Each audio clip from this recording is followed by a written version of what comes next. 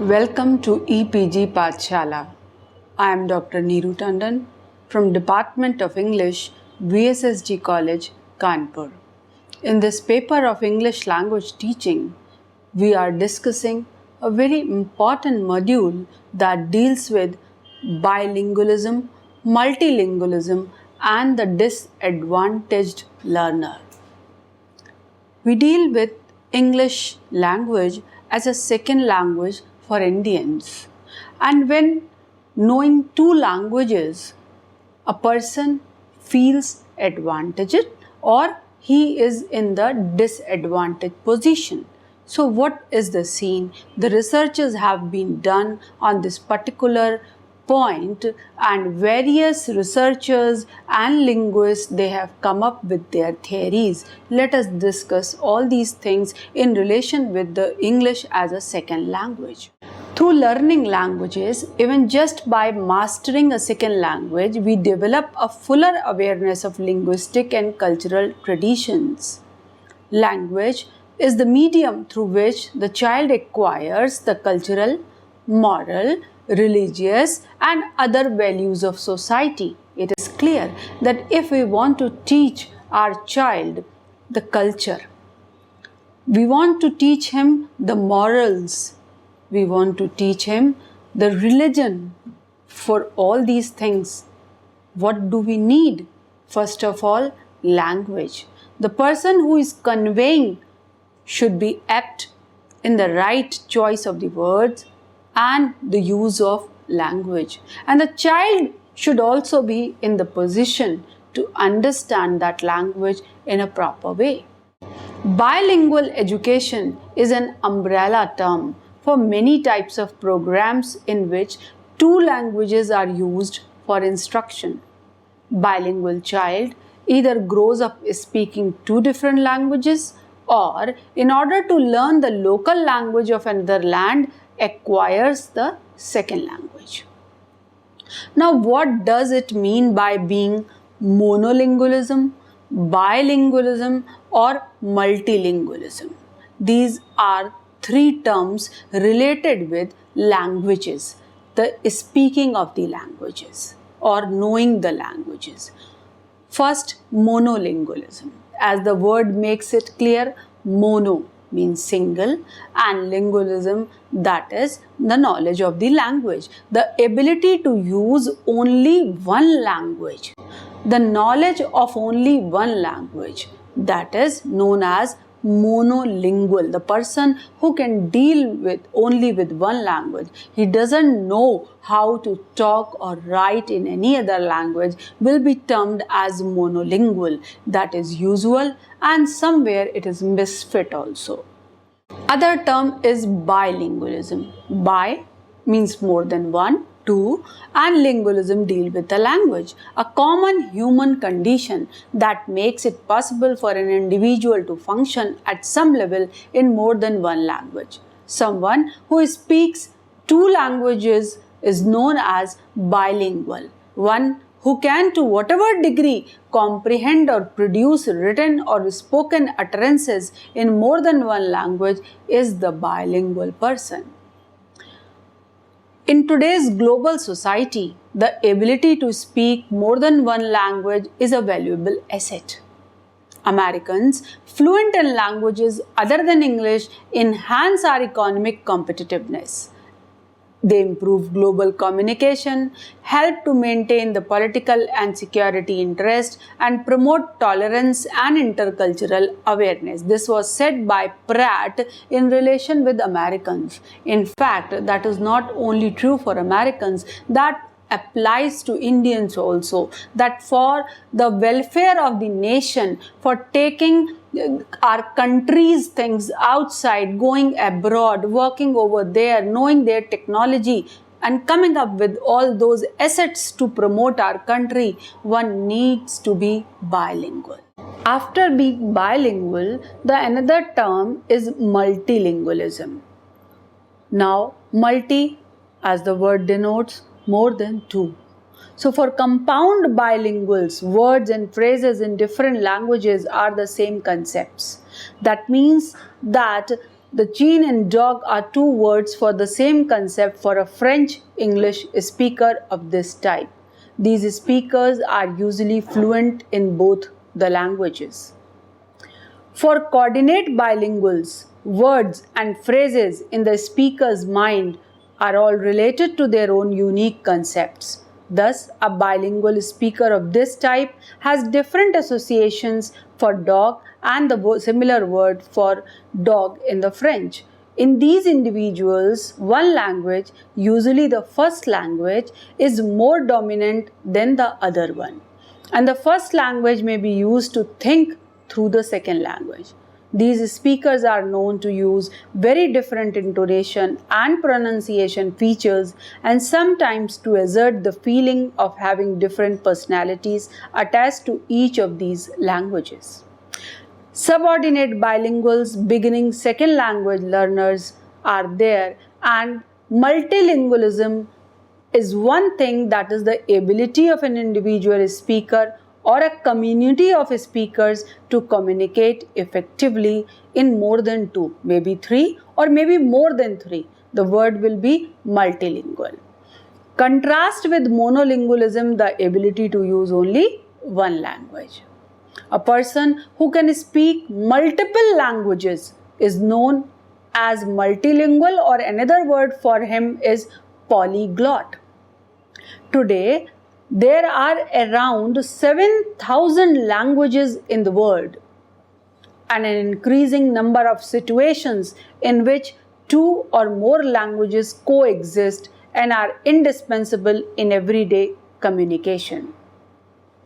Now, there is another word known as trilingualism that is also used for being multilingual in the scenario when you use three languages at a time. It is the ability to speak or write fluently two or three languages. People may become bilingual or trilingual either by acquiring two or three languages at the same time in childhood or learning a second language sometime after acquiring their first language.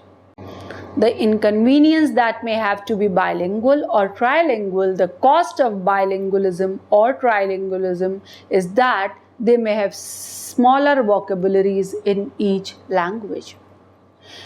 Students or people who are non-English speaking, they face several kind of problems in the classroom. They have communication related problem because if the students belong to different languages, then they need one common language to interact, and that can be English and no other language. Interaction related problem, comprehension related problem, structural organization related problem, and content delivery related problems. Now, the question comes that who can be termed as disadvantaged learner? Monolingual or bilingual or multilingual for that matter. Do adults have a disadvantage when compared to children in learning a second language? Are children far more receptive to language acquisition than adults? These are the various questions in front of us when we discuss the issue of bilingualism. An adult holds an advantage over a child because of the skills that he already possesses, because he has developed the type of sentence construction, the hold over the language as his first language. The same skill can be transferred to a new language without prior training. There is sometimes a perception, particularly among monolingual speakers, that a bilingual speaker is a disadvantaged learner. This view is often characterized by the ideas of cognitive overload and language interference. These are two main points: cognitive overload and language interference. That one language already learned comes in the way of learning the second language when you learn it. And by the still widely held belief that language learning is best suited to academically able students. A bilingual learner is a disadvantaged learner or not? And how bilingualism affect the learner's capability? These are the questions to consider. English language researchers or teachers, they keep on trying to get the answer through various researches being done in the classroom, and they have come to certain conclusions that we are going to discuss. Early research on bilingualism, conducted primarily between 1920 and 1960, broadly concluded that bilingualism resulted in cognitive deficiencies, lower IQ scores, and even mental retardation. Indeed, these studies often associated bilingual children with terms such as mental confusion and language handicap. In this regard, there is a very special study by Baker. In 2006, he just published it, and that is known as Baker's the CUP model of bilingualism in 6 points. What are these 6 points? Number 1, irrespective of the language in which a person is operating, there is one integrated source of thought. Bilingualism and multilingualism are possible because people have the capacity to easily store 2 or more languages. People can also function in 2 or more languages with relative ease. Third point, that information processing skill and educational attainment may be developed through 2 languages as well as through 1 language. Both channels feed the same central processor. Next, the language a student uses in the classroom needs to be sufficiently well developed or them to be able to process the cognitive challenges that are presented. Speaking, listening, reading or writing in the first and second languages help the whole cognitive system to develop. However, if students are made to operate in an insufficiently developed L2 without resources to their L1, as is the case with the mainstream, the system will not function at its best. When one or both languages are not functioning fully, for example, because of an unfavorable attitude to learning through L1 or pressure to replace L1 with L2, so students' cognitive functioning and academic performance may be negatively affected.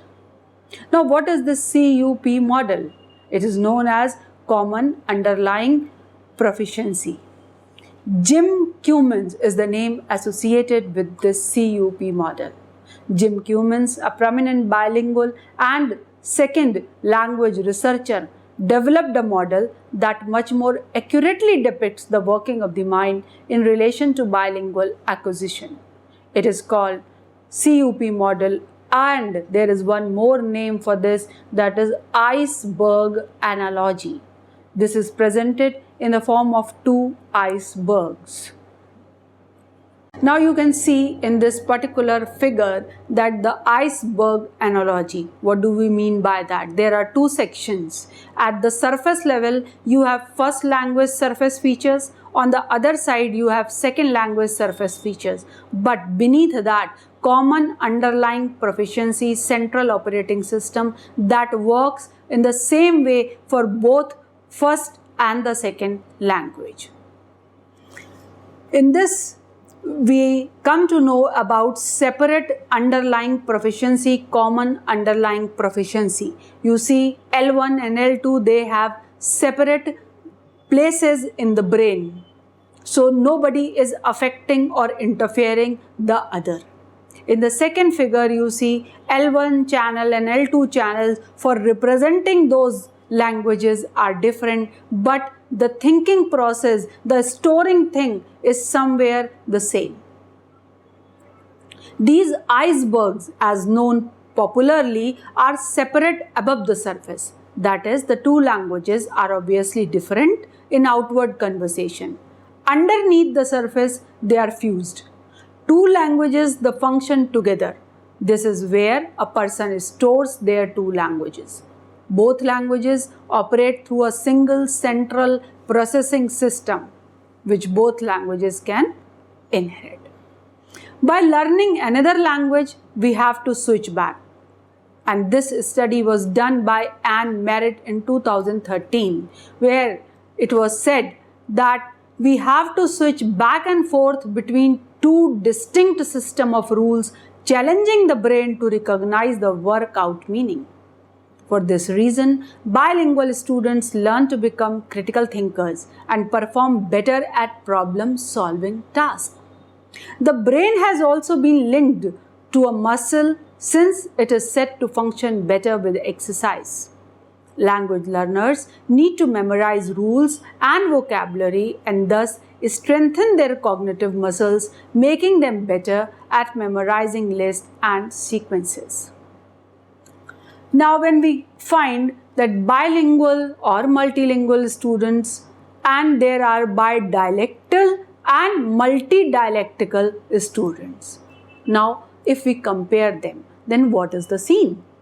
A person who can speak in various dialects, we find that whenever a person who is talking in a very refined manner in his office and some other places, the moment he reaches his home, his dialect changes. He just, in order to show familiarity, in order to show closeness with his parents, in order to show that he is one of them, his dialect changes at the very same pace and he starts speaking in a various dialects. So, bilingual, multilingual versus bidialectical or multidialectical. Multidialectical is such a situation in which a person understands. It means he can speak more than two varieties of the same language. What do I mean by varieties of the same language?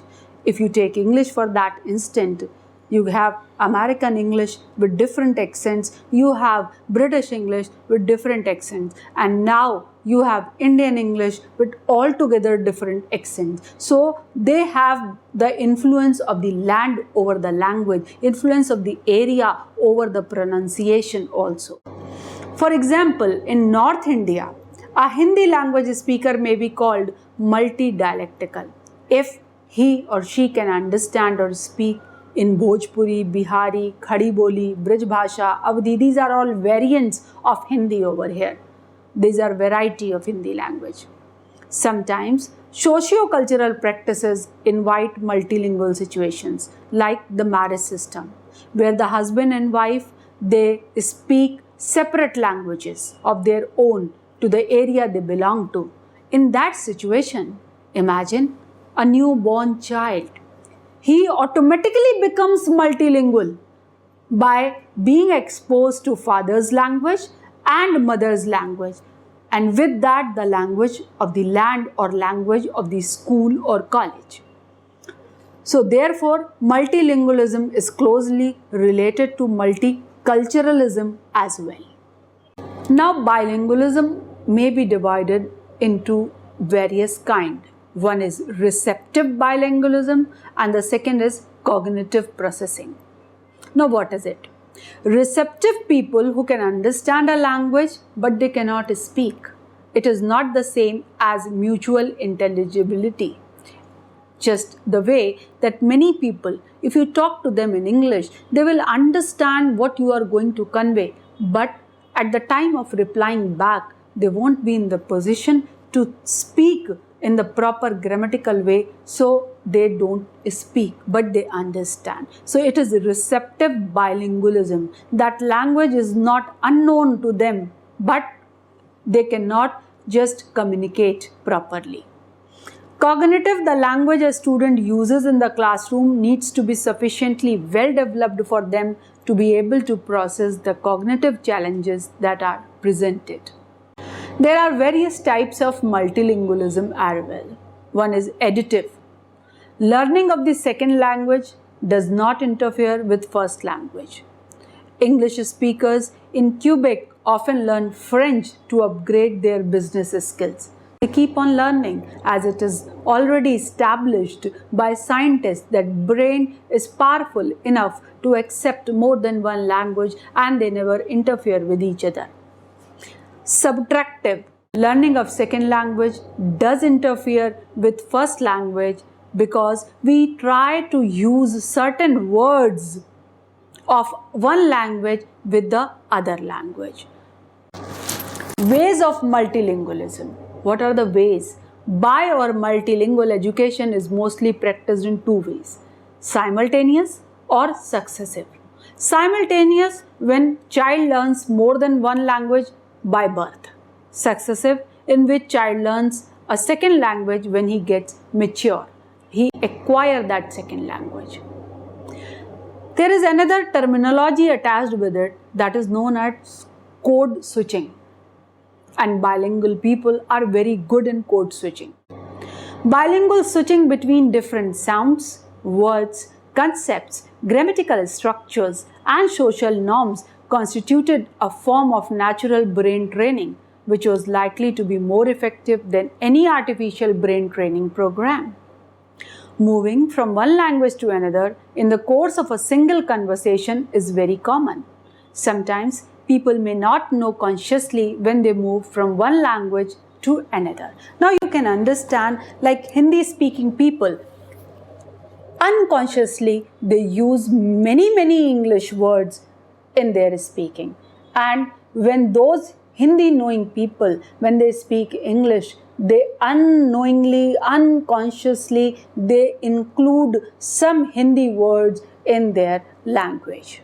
A speaker is forced to use different languages in different situations. For example, he has to use one language at home, another at school, or sometimes another in trade or other daily professional situations. With his parents, he speaks the traditional learned language. In school, he is supposed to do his course in English. And when he goes for business or something, then he learns the language of that trade. Suppose a person who lives in north, he is supposed to do his business with rural people over there in south or somewhere in Gujarat, then he will have to understand their language in order to communicate. So that code switching becomes necessity.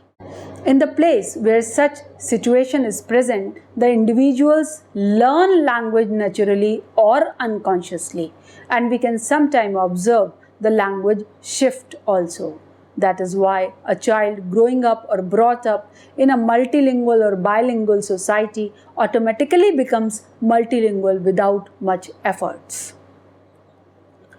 Various teachers suggested following actions that could be used to address the students' multilingual needs. That is, preparation of multilingual material, using example from many languages, formation of peer group of students with the same language background, providing translation type of home assignment for the student. Just for an example, when you go through the beautiful essays written by Francis Bacon, known as father of English essays, he uses in his English essays many words from French, Latin or German languages. In order to understand his essays properly, one must know those words, and in that process, though one cannot be termed as multilingual or bilingual, but that feel he can have that what these words mean to him, and that may create the need, that may create some desire to learn that particular language.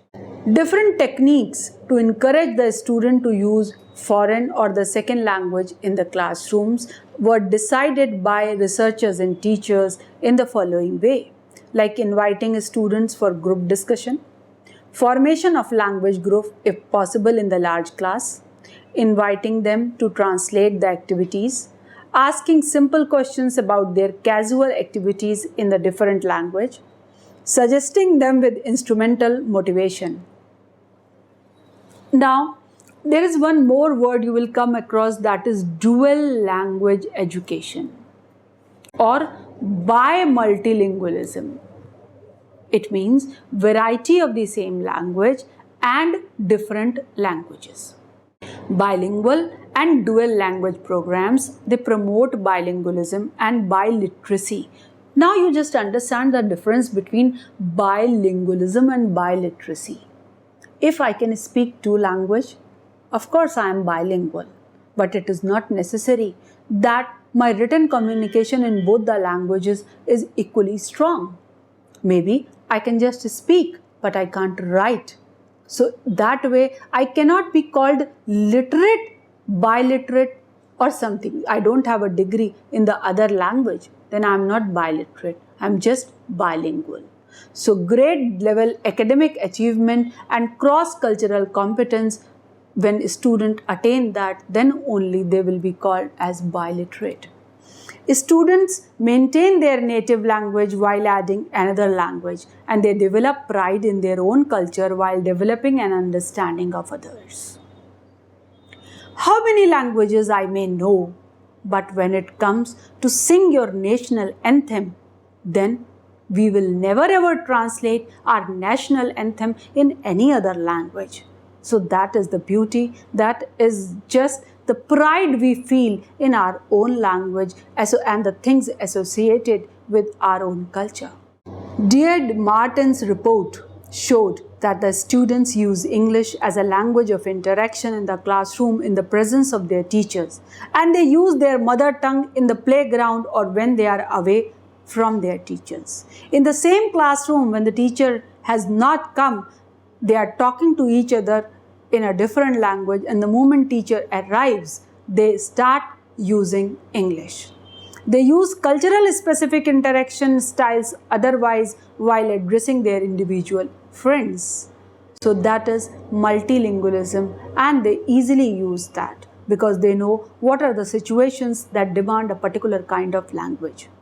Now when we just compare bilingual with the monolingual, so there are certain myths also that who is disadvantaged, is the bilingual or the monolingual, because sometimes people suggested that the use of monolingual, because very few teachers are available who could speak at least 3 languages. Since in the brain of a bilingual person there are 2 languages that are constantly active and involve an additional processing cost, it might lead to verbal skills of a bilingual person to be generally weaker than those noted in monolingual speakers of the language. Another study showed how bilinguals know fewer words of any semantic category in comparison to people that speak fluently only one language. Their vocabularies seem to be somewhat smaller than those of monolingual speakers. Many research studies cite the cognitive linguistic benefits of being a fluent bilingual speaker. Experts have found that children who are fluent bilinguals actually outperform monolingual speakers on tests of metalinguistic skill. Students attending multilingual classes have come from different cultures. They speak a different language and usually have no common language between them. Students attending a monolingual class are usually from the same background and speak the same language, allowing them to communicate amongst themselves in the classroom. Now, what should be the method of teaching? Of course, for monolingual students, the method of teaching will be same for all. But for bilingual, what should be the method of teaching? Many linguists define bilingualism or multilingualism as mastery over 2 or more languages, but they are not clear on what level of mastery makes competence in grammar, vocab, communicative function, etc. There is no denying the fact that interpretative skills are transferable across languages, and an exposure to the stylistic analysis of a literary text in the first language helps in the analysis of the same text written in a second language. Let us talk about adult learners who are already familiar with the systematic interpretative study of the text in their first language. They can easily grasp the second language, the features and the grammar and other features of that particular language. By using that, learners already know of a text written in the first language. They can explore the text written in a second language without any inhibition. Another question comes in front of us, that when we talk about multilingual people, we have on the one hand multilingual adult, on the one hand we have multilingual child. Now, who is the disadvantaged learner. It means whether we should learn the other language when we are young, or we should just wait and adopt other language after growing up. Multilingual children learning more than one language gain in flexibility because they can understand and analyze concepts using more than one language system. A lot of research work has been done to find out the correlation between bilingualism and cognitive ability. Especially in this regard, the study done by Peel and Lambert can be cited. But all these isolated studies were done with reference to the bilingual education of young children. How does cross-language transfer of skills help multilingual adult learners in developing their language awareness in a target language? That is still to be discussed. What are the advantages? Before understanding who is the disadvantaged learner, let us know about the advantages of being multilingual.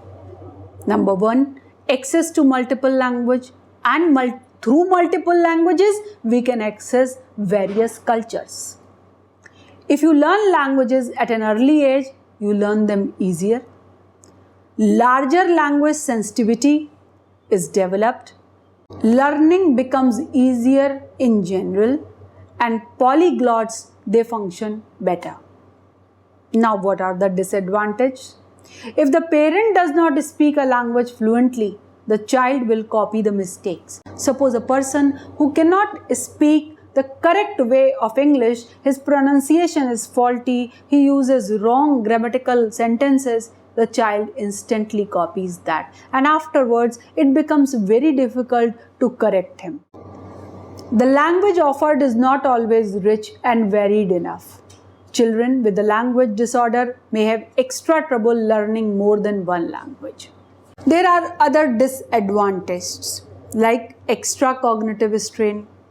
According to psychology professor Erika Hoff, who wrote the book Language Development, he said that learning multiple languages simultaneously limits the number of words that a child can learn in a set amount of time.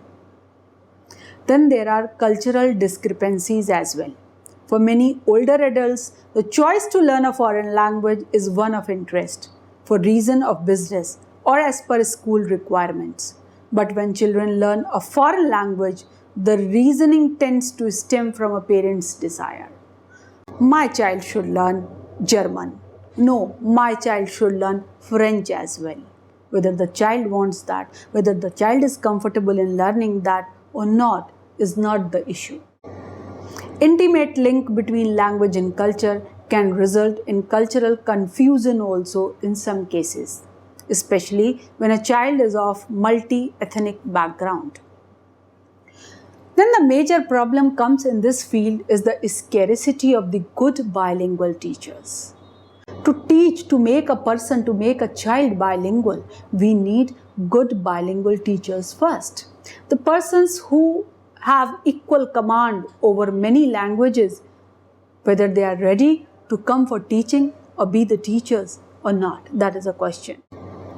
Primary language teaching needs to be standardized. In some situations, it would become very stressful to the child when he has to learn 3 languages, native languages and the foreign languages. Now there is one more point, that is language proficiency versus academic proficiency. I know the language. I can talk, I can write also, I can understand also. But whether I have passed any exam in that, whether any academic course has been done in that particular language, is it necessary to be a bilingual? Students often acquire basic interpersonal communication skills, that is known as BICS, in 2-3 years. Because these students can converse well in English, teachers often assume that they can learn academic content in English as well. However, they must develop cognitive academic language proficiency known as CALP. A disadvantage is that students often fall behind academically while they are developing the language proficiency to learn academics in their second language. One very good example is that in our colleges and schools, we have both English language and English literature as separate subjects. The person, the boy, the girl who is good in English language not necessarily be good in English literature.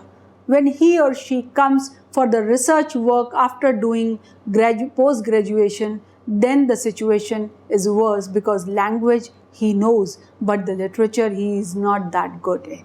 So he fails in spite of being bilingual. Delay in speaking, mixing the languages, these are other common things. Mixing the language means mixing words is very common. At the age of 4 or 5, it has mostly disappeared. But don't forget, the children who are learning only one language often use the wrong word until they learn the right one. And adults often say, when the right word doesn't come quickly. They try to fill those gaps. Additional efforts for the parent. This is probably the biggest issue. Raising a multilingual child is a commitment, and it will require extra effort on the part of the parents to provide enough language exposure, extra encouragement, keeping native language consistent, and in some cases even change the previous language pattern. Then it comes to reading and writing. Being biliterate or multiliterate, teaching a multilingual child to read and write adds to the academic load. He is supposed to fulfill his study work in his school in a different language. Then he learns German or Sanskrit or any other language as a third language. And he wants to speak in one language. He is speaking rather in one language, writing in another, and studying in the third language.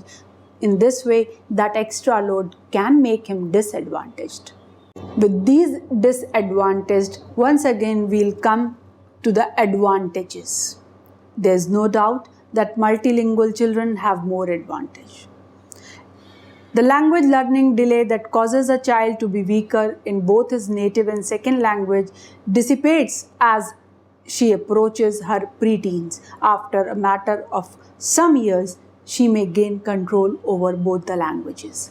The foreign accent that characterizes a child who begins learning his second language in late childhood does not bar him from working as a translator or integrating into a new culture. Accent training can help older children lessen the severity of their accents. In addition, learning a foreign language brings children more cognitive challenges. Additionally, the learned ability of switching from one language to another helps child build concentration skills.